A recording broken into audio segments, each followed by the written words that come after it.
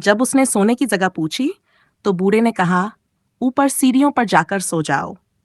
वो खुशी से ऊपर गई, लेकिन जैसे ही बिस्तर पर लेटी, अचानक अजीब सी आवाज आई और वो चीख के साथ अंधेरे में गिर पड़ी।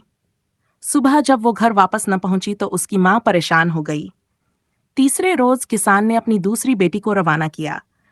वो भी पहले की तरह रास्ता भटक कर उसी झोंपड़ी पहुंची, खाना बनाया, जानवरों को नजरअंदाज किया और अंधेरे में गिर पड़ी। अब तीसरी और छोटी बेटी की बारी थी, जो बहुत ही शरीफ, मेहरबान और नेकदिल थी। वो भी जंगल में खाना लेकर निकली और रास्ता भटक गई, मगर वो न तो डरी और न घबराई। उसे भी वही झोंपड़ी नजर आई। बूढ़े ने दरवाजा खोला तो उसने अदब से सलाम किया और एक रात की पनाह मांगी। बूढ़े ने फिर जानवरों से पूछा और उन्होंने हामी भरी।